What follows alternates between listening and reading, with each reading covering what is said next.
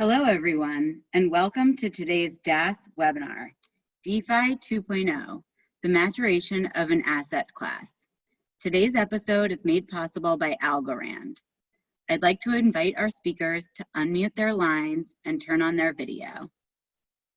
During the webinar, please submit your questions to our speakers through the Q&A button at the bottom of your screen. We'll save some time at the end of the discussion to answer these. The session will be available on demand. All registrants will receive an email once the recording is live. I'd now like to turn the event over to Blockworks Group's co-founder, Michael Ippolito. Mike, please go ahead. Awesome, thank you, Julie. And thank you to everyone for being here today and for our wonderful speakers, Haseeb, Ben, and Arjun. Just Julie mentioned this, but a big shout out to Algorand, who's the sponsor of this webinar, and they made the whole thing possible. Algorand, for those of you who don't know, they are a layer 1 solution who they're a protocol that enables the creation of a whole bunch of different interesting financial products. If you're interested in checking them out, I highly encourage you to go to their website or reach out to me or Julie after the webinar. So today I'm super excited. We're going to be talking about all things DeFi, this crazy little corner of crypto that we're operating in. We're really lucky to be joined by some of the leading investors in the space. So gentlemen, thank you so much for being a part of our event today. If you wouldn't mind just doing a quick kind of 30-second intro on yourself and kind of how your respective firms are involved in DeFi. Arjun, I'll pick on you to go first here. Yeah, I'm happy to. Thanks, Michael. My name is Arjun. I'm an engineer by training. I've been an investor at Paradigm for the last year and a half. The firm launched in 2018, and we've been early investors in DeFi. We're the first investor in Uniswap. We're early investors in Maker and Compound. We led the Series A in a company called Arjun, who's building the best mobile wallet for interacting with DeFi. And overall, we have believed for a long time that non-sovereign financial services or unsensible financial services are the next logical step after building decentralized store of value. And so we've been tracking DeFi very closely and really excited about all the amazing teams that are coming together to build this. Excellent. Ben, I'll pick on you next. Thanks, Michael. Ben Forman here, founder of ParaFi Capital. We launched in early 2018. My background, prior to launching ParaFi, I spent 10 years investing in traditional asset classes, private equity and credit. And at ParaFi, we're really focused on the theme of kind of programmable finance, if you will, or as Arjun described it, kind of uncensorable financial services. We are both kind of investors in DeFi as well as users of the protocols themselves as liquidity providers and market makers. I'm Haseeb. I'm the managing partner at Dragonfly Capital, which is a crypto asset investment firm with offices in San Francisco and in Beijing. And we've been investing in DeFi alongside these other two guys. We've been investing in DeFi for a long time and have been big believers in the space. So we're investors in Compound, Maker, DYDX, 1inch, and a bunch of other DeFi protocols. And I think our perspective is, from an innovation perspective, we have the same approach and vantage point that both Ben and Arjun have.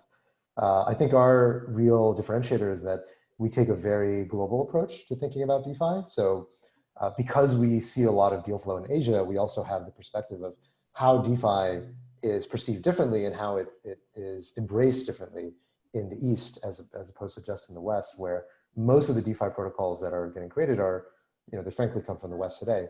But there's a lot of excitement and energy around bringing the same culture of DeFi to the East, not just in consuming these protocols, but in creating protocols of their own. Awesome. All right, thanks so much for those intros, guys. Now, I'd like to start a little bit on kind of the broader side of things, because I think DeFi is one of those spaces where there's just a lot going on, right? And there's, I think it's, if you're looking at it from the outside, or even if you're not, moderately on the inside, but not really on that inner sanctum, it's hard to sort of understand what's going on. And I think one of the challenges as well is that there's a lot of kind of crazy stuff that, might turn some people off, right? Like you hear things like sushi swap and all these vegetables and then these crazy prices. And it just looks like this kind of funny thing. But I think we can all agree that there's a lot of really interesting building going on here. So Haseeb, I'm actually going to put this to you, kind of go counterclockwise here around how I'm looking at you. But I'd like you to describe how you view DeFi as if I'm a 50-year-old investment banker, and how would you describe it to me about what's exciting here and why I should be interested in the space? It's a good question.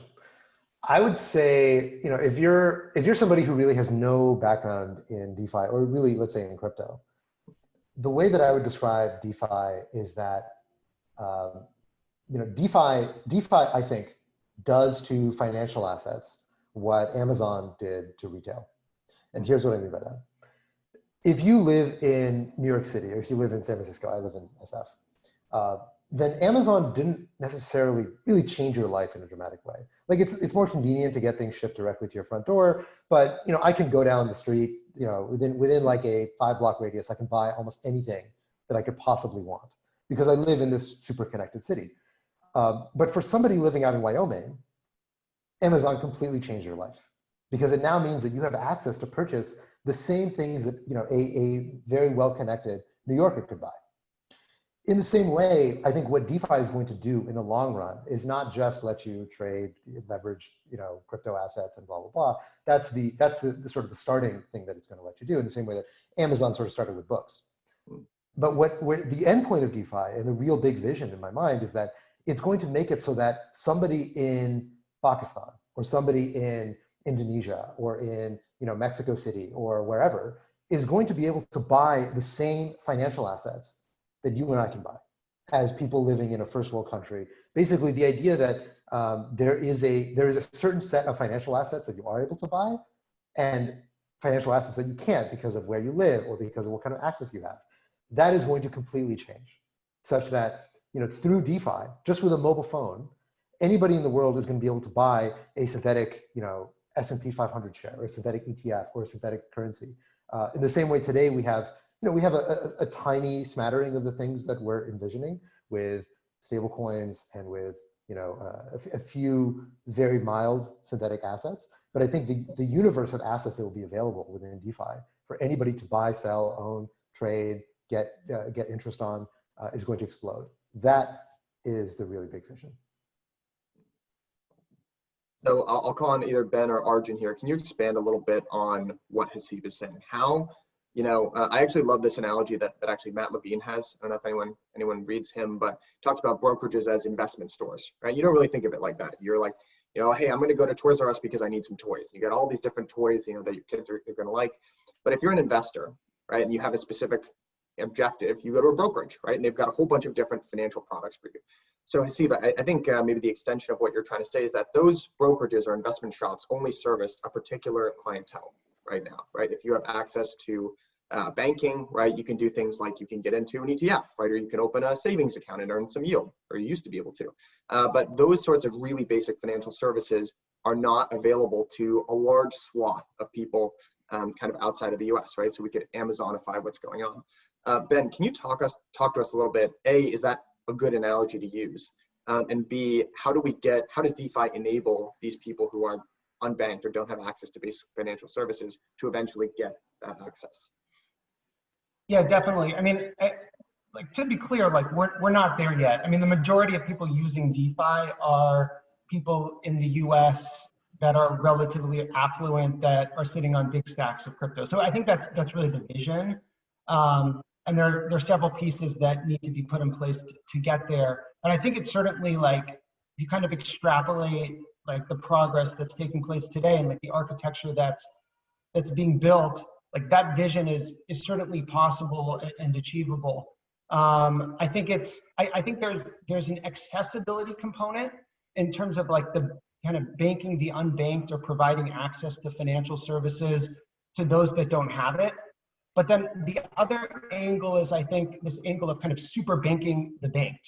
So it's not only banking the unbanked, but it's kind of providing enhanced financial services to people that already have them, and reducing kind of associated friction. So there's this concept of accessibility. There's this concept of kind of reduced friction, reduced costs. And then there's also this concept of kind of greater transparency. So, if we were looking at Lehman Brothers 10Q before the financial crisis, trying to understand kind of what risk they owned, or AIG's balance sheet, there's just no way to possibly know. Even if you're at one of those companies, there's no way to know. And that was part of what precipitated the financial crisis. So, if we were redesigning the financial system from scratch today, a blank sheet of paper, I think it would probably look more similar to DeFi than it looks to the existing system today, with intermediaries and regulatory, overhang. But I think from an accessibility standpoint, we still have a long way to go. Awesome. Arjun, what are your thoughts on what Haseeb and Ben have said? I largely agree with it. I think the way that I think about DeFi, it's best framed in actually what it's not. So if you think about the traditional financial system, I think it relies on two foundational assumptions that are effectively rejected by DeFi. The first is access to recourse, and the second is access to some sort of third-party, disinterested, neutral arbiter. Basically, if you have a legal contract in the real world, you need that to be enforceable by someone, and you need the person enforcing it to be able to issue damages that are in excess of the violation or kind of core, sort of breach of contract that occurred. You can't do this in crypto. You can't do this on chain. I guess some people are trying to do this on chain, but really what you can do on chain is just liquidate different margin positions. And so DeFi at its core is programmable software that replaces the need for disinterested arbiter or recourse that's outside of the bounds of some legal agreement. And what this enables is experimentation of finance at the speed of software. And so right now, while I agree with Haseeb and Ben's points that DeFi is not really anywhere close to its fullest potential, what's really exciting looking out into the future is basically iterating on the progress that's being made to where it could be. Today, it's the primary value proposition of DeFi is in universal access for some set of people, and it's in enabling kind of new types of activity that couldn't be possible before. The external perception of a lot of DeFi products is that they're effectively baby-proofed, that they're super over collateralized, or they're built in a way that it's hard for them to fail by design. I think this is actually a good thing. I think in retrospect, we're going to look back on a lot of these baby-proof products and realize that even though they were baby-proofed, the guarantees that they gave us on how those contracts could be executed and how those agreements were structured actually enabled us to build a lot more creative and innovative products down the road.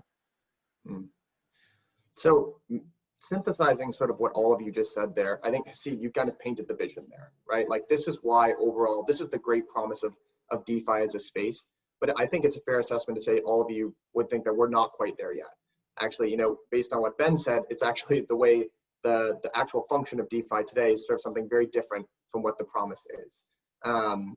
But maybe it would be helpful to even kind of go in and look at the specific example of one or two protocols, really. So what this is open source financial software. So maybe hone in on an example, any of you here, take a look at, say, Compound as an example, or Maker as a potential example. Describe what that open source software is and what the analog would kind of look like in CeFi, or traditional centralized finance. I can take that one. So MakerDAO is effectively a revolving credit facility or credit swap line that's built on the Ethereum blockchain. So, the idea for those in traditional finance are probably familiar with kind of an asset-backed credit facility, where as a borrower, you post collateral and borrow against it. And your relationship with the lender is kind of governed by you staying in compliance with certain collateralization ratios. Or in traditional finance, what are called incurrence covenants. And so MakerDAO is a project that, I really consider it kind of the central bank of DeFi. It's really core to everything. DAI as a primitive is kind of core to every DeFi protocol. in a sense. The way it works is really quite simple. Haseeb has $200 of Ethereum, and let's say he wants to, buy more Ethereum, but is capital constrained, or let's say he has to pay his cable bill. He can effectively, so he needs working capital. He can put that $200 into a smart contract on MakerDAO and borrow against it up to a certain kind of collateralization ratio. Let's assume it's 150%. So he can borrow up to 133 DAI against that Ethereum, and he can do that permissionlessly. With an internet connection. There's no login information. There's no underwriting process. So long as, and it's a perpetual loan. So he can borrow into perpetuity without any maturity date. So long as there's only one rule, which is he needs to stay in compliance with that collateralization ratio. If he doesn't, he gets liquidated. And his collateral is effectively liquidated. And so the idea here, so kind of looking backwards, is you have this credit facility on top of Ethereum. Anyone can use it. And since inception, it launched in December 2017. It's originated on a gross basis, several $1 billion worth of loans. And what's exciting here is it originally started with just Ethereum as collateral. It's called single collateral DAI. And now the protocol has about 7 or 8 different collateral types, different digital assets, each one with different collateralization ratios and associated risk premiums attached to it. And you can think about MKR, which is kind of this, the crypto asset backing this decentralized central bank, as almost kind of the risk underwriter of different collaterals in the network. And they're responsible for backstopping any losses that occur on the network. And so where this is going is, you can imagine different real world collateral types being tokenized and used as collateral types on MakerDAO, and it kind of being this uncensorable, kind of permissionless way to access credit against any asset without going through a bank. So help me understand. So I think DeFi has been pretty interesting. It's been interesting to see how the community overall of crypto has reacted to DeFi.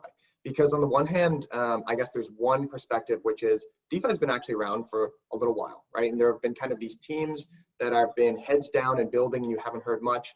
And one way of looking at the recent explosion in DeFi is to say, hey, a lot of these products are actually coming to fruition. Then on the other side of the coin, you have a lot of people saying, this is just ICO mania wrapped in a different token, right? This is exactly what we saw in 2017. The yields that people farming are nuts. This doesn't make any sense. This is bound to end in tears. That's kind of a binary way to look at it, but that I do think is the way the community is kind of divided right now. I have a feeling, I know where you guys come down, but how would you respond, I guess, to the argument that this is just ICO mania wrapped in a different token? How do you think we're going to come down? I have a feeling, but when I assume, I make an ass out of you and me, so I'm not gonna do that. I think both point of views are accurate. I think yield farming has jumped the shark. I think the crazy high yields that we see, they're actually a huge problem. What they represent in the market is basically this massive short gamma position. You have, every time there's a new protocol that's launched, they attract a bunch of capital that's locked into the smart contract, and there's a marginal new protocol that's launched, and they want to draw interest away from it. The only way that they have to do it is by paying out basically like higher and higher yields, and that recursive kind of game is what we saw over the last 2 months, which resulted at the end of it in these kind of unbelievable like 4 million% annualized yields, which were obviously insane. I think in that sense, there is a lot of kind of 2017 vibes of people copying protocols, people trying to launch something with a token as fast as possible, with sort of new distribution models around it that aren't the ICO. That said, I think there is a material difference between what we're seeing now and what we saw in 2017, where in 2017, I think the draw for a lot of crypto investors, whether funds or retail investors, was into sort of captivating ideas and like theoretical constructions of applications that could be built someday.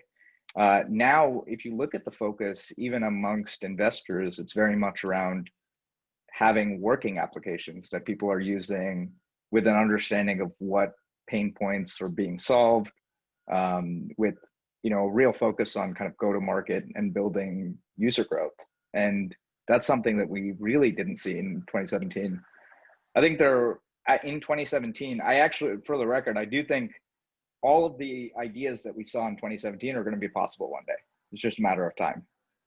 But I think decentralized finance applications were the first class of applications that really started to work, primarily because for a lot of these protocols, they can be very useful even without crazy high throughput constraints on chain. And so even with the crazy congestion that we're seeing on chain now, with really high gas fees on Ethereum, these protocols are still very useful. And so I think in the constraints that we're operating in, these applications are starting to work. And that's really a big, big change from 2017. It reminds me, I think Mark Andreessen once said that, when he was investing in the dot-com boom, they got so many pitches from crazy entrepreneurs who had all these ideas about how the internet would be used for this and that, and every single industry would get disrupted by the internet. And of course, when the dot-com bubble burst, there was this perception that like, oh my God, all these ideas were complete garbage and we were all bullshitting ourselves. And what he said was, in retrospect, almost every idea that we got pitched during that time eventually came true. And I think that's, in a way, we sort of got, with 2017, as Arjun was mentioning, there were a lot of just crazy ideas that, oh, this thing is going to tokenize, that thing's going to be on the blockchain, blah, blah, blah. And some of that was undoubtedly bullshit. But interestingly, almost everything that people said about DeFi that was going to happen that I got pitched on in 2017 basically came true. Almost all of the protocols that basically were developed within DeFi now have something akin to real usage and growth and product market fit. Or if not already, then they're sort of on a very brief path to getting there. And now that said, I want to take a somewhat contrarian tack. I agree that there's a lot of frothiness right now in the market, and that's, the idea that you can just sort of do this like fast fork, quick, make some money, and sort of print innovation out of just a copy and paste job. I don't think that's going to be sustainable, and that game is eventually going to end, as it always does. But I think on the other hand, there's a natural aversion to seeing this kind of thing. When you see lots of speculation in the market, you think like, okay, well, this clearly there's no there. This thing is all propped up by just this kind of recursive, these recursive games of trying to steal frothy customers from the next frothy startup. And I think the reason why we see this all the time in crypto is that normally when you see really hot sectors for innovation, like it used to be with social media startups or with VR startups or Uber for X startups, there's lots of frothiness, but that frothiness is constrained to VCs. So as a normal retail person, you don't really see or have a direct interaction with the fact that all of these copycats are arising and they're all getting bid up super expensively. And so the degree to which people are really excited about a new area of innovation, as a retail, just normal person on the street, you're just like, oh, okay, I see a bunch of new services and they're all pretty cheap. Crypto is different, because in crypto, the distinction between a VC and a retail individual consumer has been basically erased to some degree. And so that means that now as a normal retail person, you have a direct line into all of the craziness around capital formation that happens when a new sector starts to grow really rapidly. And you see all the copycats, you see all the dumb projects that are getting funded that really shouldn't be getting funded. But I don't think that's because of the nature of crypto. Crypto is about finance. Crypto is about money. And so because of that, the speculative cycles in crypto are even more pronounced and even more accessible than they are in every other market that goes through these kinds of boom busts and these kind of speculative fervors. But I don't think right now, the thing that gives me the most confidence in DeFi is the fact that there's fairly unforgeable metrics of adoption that have grown massively this year. And I think we're all familiar with them, of like, Uniswap doing more volume than Coinbase, TVL is going above 10 billion, blah, blah, blah. All of that is sort of, yes, there's lots of frothiness. Lots of projects are going to dump once the market sort of normalizes and people stop thinking there's just magical growth potential by planting new beans in a different corner of the garden. But there's something very real happening in the space, and I don't think it's going to collapse like a pancake when this is all said and done, the way that the ICO bubble did.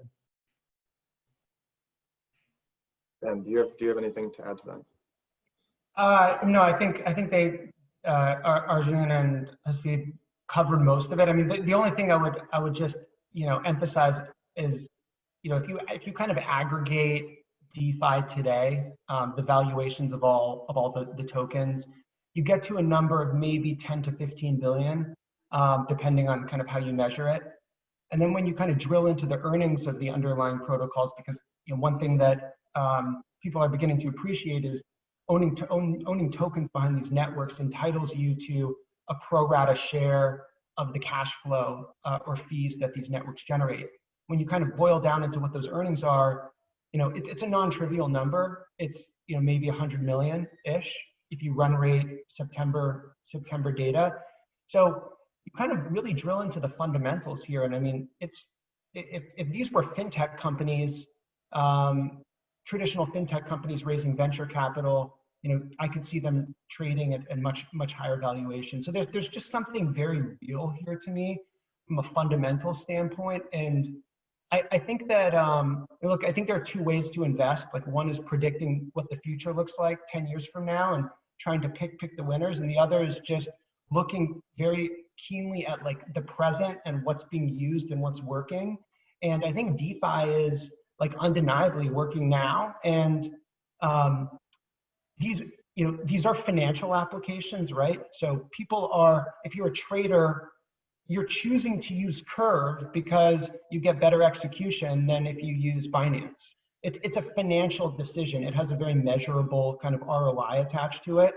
So it's kind of moved past the stage of kind of ideologues and hobbyists using DeFi because they think it's interesting. I mean, there are financial firms that are now leveraging DeFi on the back end because it's better, faster, or cheaper. So to me, it's a very tangible kind of, it's a very tangible use case and measurable use case relative to kind of anything else we've seen in crypto. So I've got sort of one more question here on this line of questioning before we move into market structure, and then I'm going to pick on Arjun for that because he wrote such a good blog post a couple days ago. But just kind of, Haseeb, based on, I thought it was a really interesting observation that you just made, kind of the lines in between retail investors and VCs blurring or disappearing a little bit. And one way that people have described access to kind of the token market is just imagine if retail investors had not only access to really early stage company, imagine the volatility you'd see, but also if you had like public market liquidity and you could see, imagine if you invest in a startup, right? And you see every day, right, how volatile that is, that would scare a lot of people. And I think this blend of not only speculation, but usability, right? So when when you get involved in DeFi, you're not only a speculator, but you're a user. That has real implications for what these investment cycles look like. Could you just talk a little bit about how speculation impacts kind of these hype cycles, and what is this something really novel that we're seeing, kind of this blend between speculation and usability? Yeah, I mean, it's something that is both fascinating and it is a little bit scary, I think, to see the just the degree to which some of these assets whipsaw, and the degree to which, obviously there are times when there can be such dislocation between the fundamentals and where something is trading. We all sort of have our favorite shitcoin that we're like, okay, why is this thing trading at this crazy price? The thing at the end of the day is that, like, in one thing to understand is that, first of all, crypto has always been defined by speculative bubbles. Either one on a very large scale, so you sort of think of the obvious ones, like the really big crashes that have happened within Bitcoin or Ethereum, but there are also many smaller ones, right? Sort of smaller motions where the market gets overheated, things sort of break past a certain point, and they pull back really, really dramatically, but not in a way that's like 50% or something. And this is the nature of the game. Right? If you allowed startups to trade in the same kind of way, they would also have super crazy aggressive ups and downs if people were actually betting, running betting markets on startups. The thing about dApps or decentralized protocols is that they are doing all of their iterating and all of their product development and all of their, even their like executive discussions. Generally speaking, they're doing all of it out in the open. So literally the entire market can observe everything that's happening inside the startup. It's almost like running a startup inside of a reality TV show. Like you can imagine the kind of crazy reactions people would have to seeing the way that the sausage gets made. But that's how all these protocols effectively work. So it's a different kind of model from the way that we usually think about how companies are run, how, you think about like, earnings calls happening, once a quarter. In crypto, all the earnings are reported in real time. And you also get to see all the backroom discussions on the governance forums of like, hey, should we change this? Should we move this interest rate? Should we blah, blah, blah. So, even with all that said, I think the degree to which the market prices in that information is still relatively unsophisticated. So just by reading the governance forums, you can actually have a significant lead over other people who are, trading NKR or any of these other assets. So I think there's still a lot of room to grow and become more sophisticated in the way that these assets are priced and traded. But it's just a different beast than anything that's come before it. And I think in general, that's a good thing. But it obviously depends on the particulars of that asset. And it's certainly true. You hear this again and again from traditional companies that have IPO'd. And of course, you hear it from startups that launch a token, is that once you have a token out there, then you are now a slave to that token price cycle, right? And it's very challenging to focus just purely on the fundamentals of building your business when basically the market is constantly giving you ultimatums on how well of a job you're doing at any given moment that you do anything. And so it's challenging. It's challenging not to get distracted, not to get overly focused on a token that very often is trading for completely exogenous reasons to the sort of top line outcomes of your own business. But fundamentally, it is, as far as I can tell, it is only a good thing that increases the flow of information between the market, builders, protocols, and everything in between. To Haseeb's point, I think you can see this really acutely in the case of MKR over the course of this year. So Maker DAO as a system saw basically unprecedented demand, just saw record levels of DAI issuance month over month after Black Thursday in March. And they saw so much demand that supply was having trouble keeping up with this, and DAI was trading at a premium, which it's kind of funny in and of itself. Historically, the criticism of DAI has always been that it'll trade at a discount, that it's never going to work. Now the criticism shifted, and it's, DAI is trading at a premium. It can't be brought back to the peg. Maker has no way to manage the supply. When actually, if you think about it, the core problem is that there's unprecedented demand for the product, which for most startups is actually a really, really good problem to have, right? Most crypto projects don't die because there's some other new competitive protocol or centralized finance alternative that catches up. Most crypto projects die because of apathy. Nobody cares. So this is actually a really good problem to have. And if you think about most of the fastest growing companies, every really high growth startup has a lot of messiness and chaos internally that most people are never exposed to and never really see. And with a lot of these projects, to Haseeb's point, we're just seeing, in the case of MKR, we're seeing everything play out with governance in real time on the forums. And so a lot of people can be hypersensitive to that, especially if they've never seen it before. All right, Arjun, I want to transfer now and start asking you a little bit more about market structure in this blog that you wrote, but I'll just remind the audience as well. We're going to leave some time for audience questions at the end here. So if you do have questions, just remember to post them in the chat, and we'll do our best to run through all that we can. So Arjun, I want to move into market structure, right, and how DeFi ultimately interacts with what people in crypto call CeFi, which everyone else just calls finance. If you would kind of just do a quick summary maybe of that kind of 1.0, 2.0, and eventual 3.0 of what you see as market structure in this space. Sure. To recap, I wrote a blog post on Friday. You guys can all read it at the domain arjun.af. Should be fairly easy to remember. I think there are three eras in market structure, two of which we've seen, one of which we're headed to. The 1.0 structure was mostly retail exchanges, a handful of them, some of which still exist, like Coinbase and Kraken and others. That lasted until 2017. At the end of 2017, all of the retail exchanges were going down. It was clear that the asset class couldn't scale to 10x more users without radically changing the structure of the market. Over the next 3 years, we saw a number of different trends. Instead of Bitcoin being the reserve asset of crypto finance broadly, all the exchanges basically started trading in USDC and USDT, other stablecoins.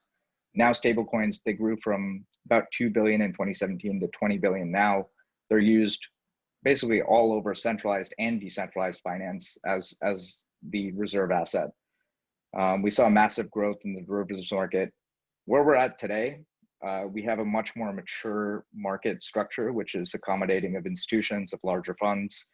Liquidity is much deeper than it was in 2017. The infrastructure itself is much better. I think what we're starting to see is that at its core, what is DeFi? A lot of people focus on the decentralized component of it. From the beginning, from 2018, I've always been a fan of open finance as an alternative to decentralized finance, because I think that better encapsulates a lot of what's being built, which is not where the core focus may not even be on decentralized. It's more on building better financial infrastructure. And at its core, what DeFi is about is building robust on-chain financial infrastructure. And in some cases, we're starting to see that this infrastructure results in better execution and better sort of financial services for everybody, not just funds, not just individuals. We're seeing that in the case of Uniswap, where if you want to trade in the long tail of assets, Uniswap is a better place to go trade than Coinbase. And Uniswap, as a result, last month did more volume than Coinbase. If you want to go execute a stablecoin trade, Curve is a decentralized exchange that's designed to trade in stablecoins. And if you want to trade a $10 million USDT trade, you're probably going to get better execution and actually lower slippage on Curve than you will going to some of the large OTC desks. And as a result, some of the largest brokers in crypto are starting to tap decentralized or on-chain markets for liquidity. And so I think over time, this convergence is going to happen more and more naturally, especially as a lot of retail users, right? In 2017, the biggest source of capital flight for exchanges was to other offshore exchanges. So the biggest source of outflows from Coinbase was to go trade ERC20 tokens on Binance. But now every exchange globally, the biggest source of outflows for them is actually people taking funds out of the exchange and entering the decentralized finance ecosystem of products.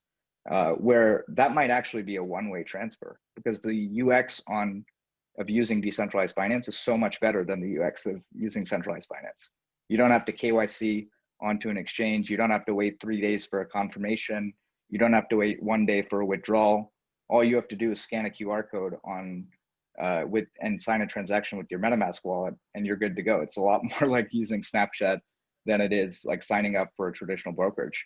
And that one-way outflow is really scary for centralized exchanges. So I think over time, both on the institutional side, where you see funds accessing DeFi for liquidity, and on the retail side, where you see all the large exchanges starting to offer DeFi interfaces, I think we're going to see more and more convergence of centralized and decentralized financial services over time.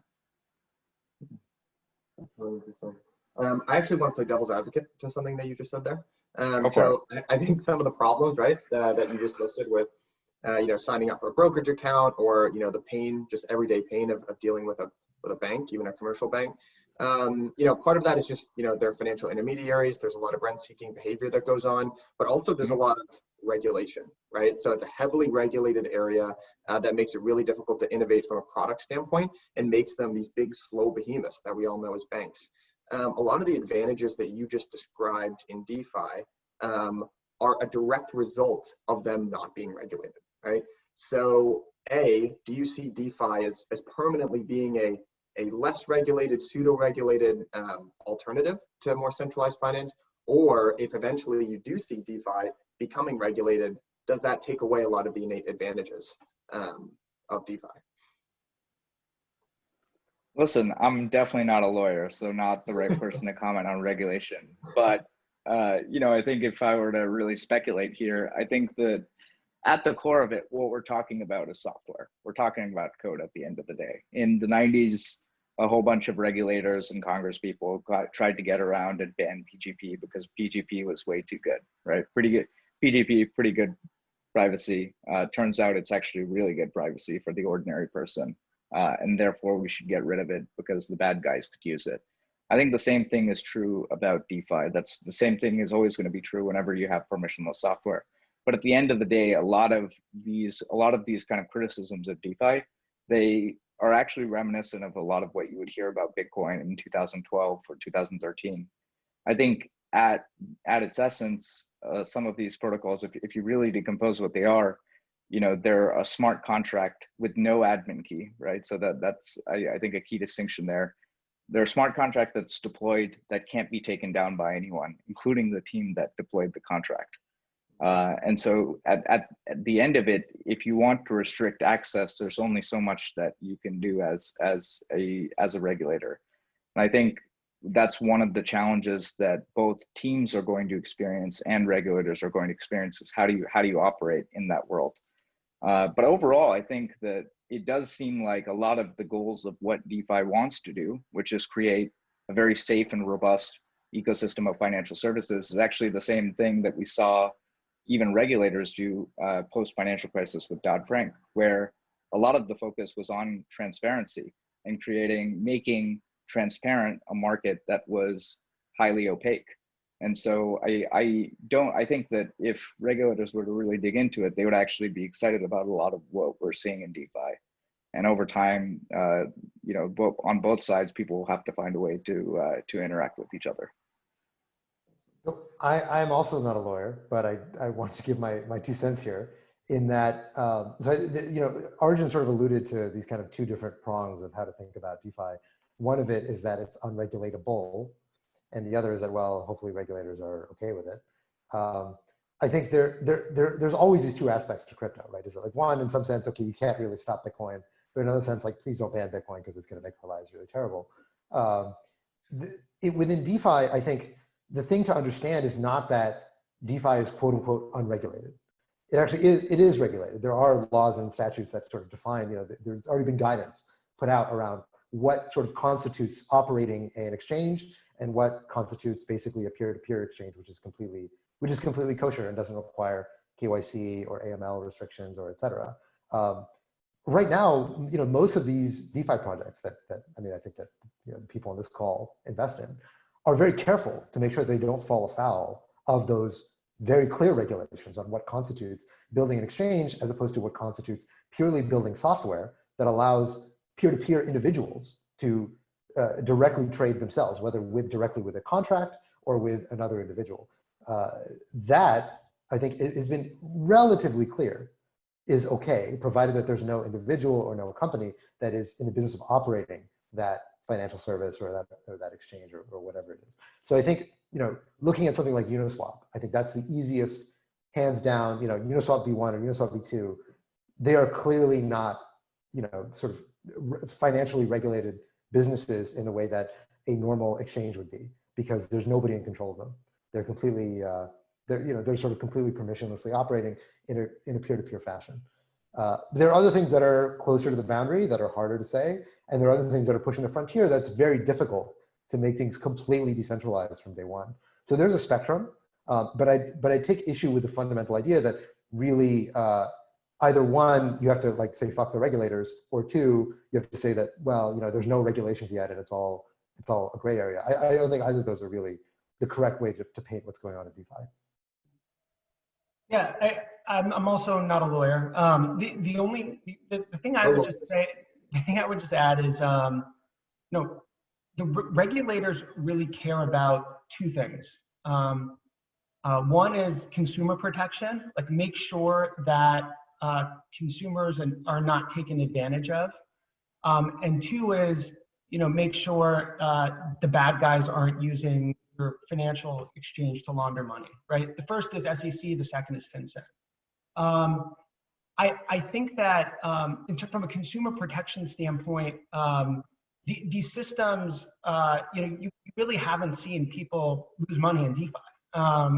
Unless you're, by and large, most people have like made money interacting with these systems, and it's kind of enabling and opening up access to consumers who may otherwise like not have access to use these networks. And so I think long term, like DeFi could be seen as being better for consumers. I don't think regulators want to, I think they want technological innovation to take place in the US and not get pushed out of the US. And then on the FinCEN KYC AML side of things, I suspect, actually, Arjun talked about this in his post, we're seeing it in the market, that we're going to start to see a regulated DeFi emerge in parallel to the existing DeFi that's permissionless. So we're going to see kind of walled gardens that are, in order to access them, you need a whitelisted Ethereum address. You need to have gone through a KYC AML process. And you'll be using and leveraging the technology of DeFi, the transparency, the openness, the frictionlessness, but you won't be leveraging the permissionlessness of it. And you won't be necessarily leveraging the sense that it's censorship resistant. So you can imagine another version of MakerDAO or Compound, where you need to go through a KYC AML process, you get whitelisted, and then you can interact with other addresses that also have gone through that process as well.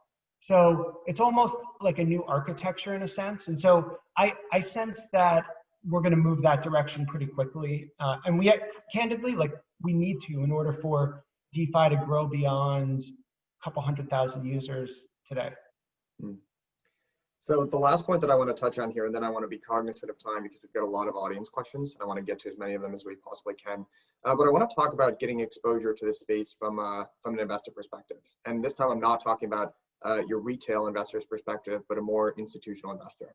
And it is funny because I feel like on the institutional side of things, you're just starting to see acceptance about Bitcoin, right, and stuff like that. And then I feel like people see this whole DeFi stuff and they're like, oh my God, how do I even, A, I don't really know what I'm looking at, but B, there's so much complexity there, right? It's like, it just seems like this really overwhelming task. So Ben, I actually want to pick on you here because I know that you started off not with a pure focus on DeFi, but now that's exclusively the focus of ParaFi. You have two different funds, right? One where you're making direct equity investments, the other where you're getting more involved from you're actually doing yield farming and stuff like that.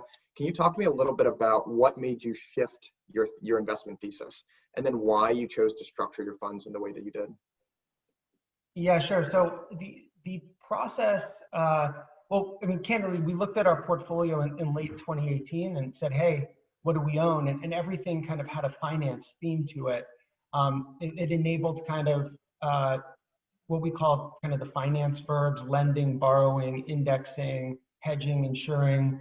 We saw this kind of emerging application layer take off, and I think I've always been more biased in investing in the present than the future, because I'm not smart enough to predict the future. But if I just see what's actually working today, it tends to be easier to kind of just extrapolate out what's working today. And so that's kind of how our thesis evolved. And so that's where we're focused. Look, I think there's going to be a lot of different industries that blockchain touches: healthcare, gaming, self-sovereign identity. But a lot of those are like multi-decade bets, whereas DeFi, I think, is going to grow a lot over the next 3 to 5 years. The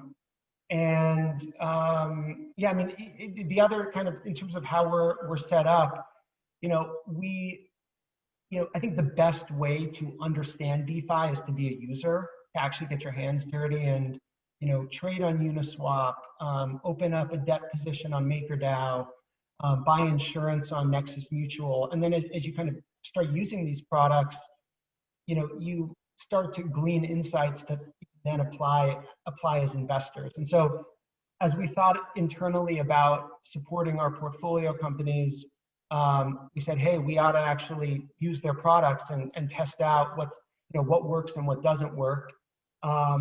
And that kind of led us down the path of saying, hey, there's actually an opportunity to make money as users of the products, but as well as investors in protocols. And so that's kind of the path that you know we've headed down for the past couple of years. Excellent. Haseeb and Arjun, any closing thoughts on, before we get to audience questions, about what you might say to a prospective LP, a family office, any sort of institution on how they should be getting involved, if they should be getting involved in DeFi? I would say, yeah, probably, I mean, be mindful that the space is really, really early. And I think almost any new asset class is going to look really ugly the closer you look at it, because there's the thing about crypto is that the core principle of crypto is creative destruction, meaning that sort of let 1,000 flowers bloom. And of course, in that process, many of those flowers are going to die because they turn out not to be predisposed to bloom. That makes for lots of mayhem. It makes for a very, very difficult to curate landscape of projects, some of which are doing great things, some of which are doing crappy things, some of which are outright frauds. You know, the second thing, which I think is relatively obvious, is that if you're an institution, you're probably better off trusting a manager to sort of use like full-time focus on crypto rather than trying to do it yourself at a distance. But I think at this point, especially within DeFi, I used to hear this a lot about crypto investing writ large, of like, okay, why don't I just buy Bitcoin? With DeFi, I think pretty much, it's very obvious to anybody that like this is so complex that I don't want to do this myself. I'd rather have somebody else manage it for me. Awesome. I got nothing to add. DeFi is early, DeFi is complex. If you're a founder or you're an allocator looking to allocate to the category, I think partnering with Paradigm is the best way to do it. If that's not possible, Dragonfly and ParaFi are also wonderful. In that order? You're not biased, don't worry. No order specified. Yeah. All right, perfect. All right, guys, thank you so much. That was an awesome conversation. We've got a whole bunch of audience questions here, so I want to move through as quickly as possible just to make sure we get as many answered. So I'll call on kind of each one of you here. But so let's start with you, Ben. So some might say that DeFi is currently synonymous with Ethereum, but it's clear that Ethereum 1.0 can't adequately handle the necessary volume, scale, or transaction fees for mass adoption. What are your thoughts on Ethereum 2.0 and or room for other chains to provide the performance and solutions for true global adoption? Yeah, so I mean, I think one of the reasons why DeFi has worked to date is a lot of applications, financial applications, don't require scalability or throughput. Some do and some don't. So, you know, borrowing and lending doesn't necessarily require the same degree of scalability as certain kind of gaming applications. And so I think that, you know, there is a state of the world where even if Ethereum does not scale, you could still see DeFi kind of continue to grow. I think what you've started to see more recently, or at least in our conversations, I think, you know, 9 out of 10 developers are still building on top of Ethereum, not building on other layer ones. More recently, you've seen activity on Solana, activity on Cosmos, activity on other layer ones or bridges kind of get formed. And you're seeing like a web of different layer ones kind of start to form around Ethereum. I think, you know, ETH2 it's kind of continued to get kicked down the road, you know, the cans continue to get kicked down the road. But I think there are marginal improvements that you'll see even before ETH2, you know, ETH2 launches, related to like sharding and other kind of ways to enhance existing scalability. So, you know, I guess as we think about the world, like we're not making a bet on ETH 2.0. We're not investing in applications that are dependent on Ethereum scaling to thousands of transactions per second, just because candidly, like I'm not sure whether or not that's gonna end up happening. And you forgot roll-up chains. Roll-ups. Optimistic roll-up is probably the leading contender there. There's two classes of roll-up approaches. One is cryptographic, zero-knowledge based, where Starkware is working with DYDX, Diversify, which is a Bitfinex non-custodial exchange. The other class of roll-up is crypto economic, and it relies on kind of more complex on-chain game theory to try to securely scale in a roll-up chain. There, the Optimism team is exploring working with Synthetics and Uniswap and other big DeFi projects. So I think that's probably going to be the place where we see like a huge near-term scaling improvement that'll alleviate a lot of the congestion that we see today. Yeah, it's a great point. I mean, I think if we see Synthetics successfully like implement Optimism, I mean, it's going to be an experience that looks and feels similar to kind of trading stocks on Robinhood. And so it's unclear if like layer 2 happens in this DeFi cycle. It could be the next one, but I think we'll get signs between now and the end of the year. One thing I also want to add about layer 2, I think we're all investors in, or at least Paradigm and I don't know about Ben, but we're certainly also investors in layer 2. We're backers of Starkware and also backers of Matter Labs. That said, like I think it's very important to be mindful that like layer 2 has been promised for a long time. Same way like sort of Lightning is always just around the corner and it's going to grow really massively next year. And one thing that I think is it's very easy to get into the habit of thinking that layer 2 is basically going to take layer 1 and supercharge it. And I think this is probably the wrong way to think about what layer 2 is going to do to the landscape of DeFi. I think if layer 2 and or other layer 1s that massively scale over Ethereum, what they're going to do most likely is really change the landscape of DeFi. And by that, what I mean is, if you think about DeFi today, right? DeFi really writ large only really exists on Ethereum at a meaningful scale. And DeFi today, it exists within the extraordinary constraints of Ethereum 1.0. Like, 7 transactions per second, fairly significant transaction fees. I guess now it's like 14 transactions per second, but really, really small relative to the demand for usage of the chain. And so it's almost like, we've sort of grown up DeFi in this punishing desert that is Ethereum 1.0. It's extremely constrained. There's not a lot of resources. There's not a lot of throughput. Once you change the environment such that, we leave the desert and, you can see all the fauna all the flora that survives in the desert. So like, Uniswap is this big, wonderful cactus that can really survive and get big and strong. And there are these other organisms that have managed to adapt really well to this desert environment. If you go to a place where you now can do 500 transactions per second and 1 second blocks and all this other stuff, really you've like moved from the desert into the rainforest. And I would suspect strongly that the kinds of projects that are going to succeed in that totally different environment will look different. There will be different selection pressures. There will be different constraints that allow certain models that didn't really work on layer 1 to work in the environment of layer 2. And it may well be, and I think it's likely, that the projects that were most successful on layer 1 will actually be different than the projects that were most successful on layer 2. And so you might see, the Uniswaps, the Curves, the Compounds continue to hold their dominance on layer 1, and a totally different set of protocols start to succeed and really grow and flourish on layer 2. So anyway, I think it's important to realize that the landscape is going to change once these layer 2s really come into their own and become fully fledged and generalizable sort of smart contract ecosystems. Guys, well, I think that's actually all the time that we have in terms of questions. So we got one. It was really good answers though. Guys, thank you so much for doing this talk. It was really, really useful for me, and I hope it was for the audience as well. If in case there's prospective LPs or founders or anyone who just wants to get in touch with you, what is the best way to get in touch? You can reach me on email, ben.forman@parafi.capital. Awesome.